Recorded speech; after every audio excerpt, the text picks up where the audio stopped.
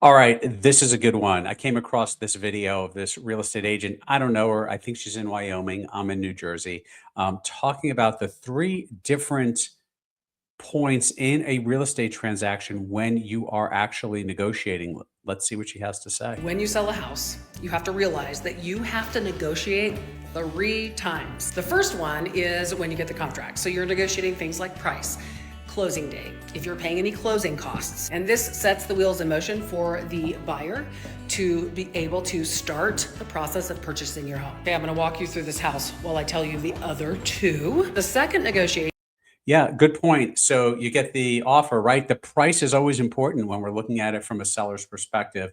But in some cases, depending on what's going on with the seller, we may need to negotiate the timeline. So let's just say you have two offers in front of you for your house, and let's say it's 500,000 and you have 505,000. Well, 505,000 obviously is $5,000 more and does sound better, but let's say those buyers have different restraints and flexibility on them regarding the closing date.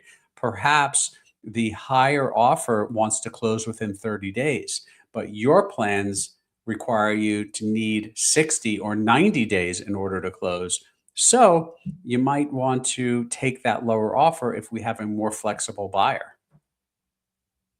Is after the buyer does their home inspections. Yep. They're going to ask you for repairs based on those inspections.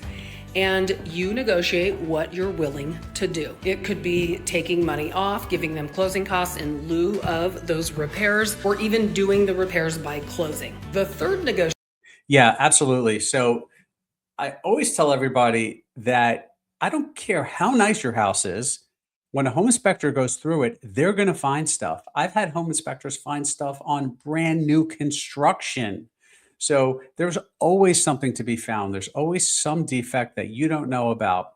As much as you think you love your house and you know your house intimately, that's just the way it is. And then we negotiate those repairs and or a credit or a combination of both, depending on the situation with the buyer. Negotiation is only if the buyer is getting a loan. If the buyer is getting a loan, then the bank is going to order an appraisal. The appraiser comes out and finds comparable homes to yours. Sometimes that appraiser has repairs that have to be completed for the buyer to get the loan. Yeah, absolutely. So more common with FHA or VA that repairs are needed. With conventional, not as much. But the reality is, most homes that are in pretty good condition don't really need repairs. The biggest things they look for, I mean, from an appraisal standpoint, um, and in a world of VA, they actually look at this sometimes, and people call it a VA inspection. And while it is technically an inspection, it is not nearly as comprehensive as a home inspection. An appraiser is usually in and out in less than 30 minutes. But the biggest things they look for, and FHA and VA are quite similar in their standards. Peeling paint, typically around the exterior on the windowsills, but it could be anywhere. If there's a stain on the ceiling indicating a possible roof leak, they'll ask some questions about that. They'll run the water, make sure it gets hot. They'll make sure the heat is working. If it's winter, it must have a cooking appliance, so the stove must be there. Broken windows, if that's an issue, and of course, handrails are always a big one. Whether it's outside or inside, there needs to be a graspable handrail when you have a set of steps. Then that appraiser has to come back and make sure that all of those things have been done.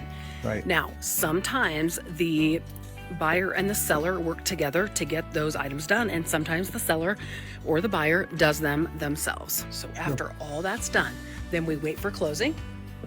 The seller moves out of the home and the buyer purchases it. Which one of these negotiations surprised you the most when you sold your home? Questions asked me. Follow for more tips from your real estate. This is a good video because it does break down the concept of these multiple negotiations throughout the process. The one thing she did not mention, which can happen, is what happens if the appraiser comes through and repairs aside? What if that $500,000 house has an appraised value of 475?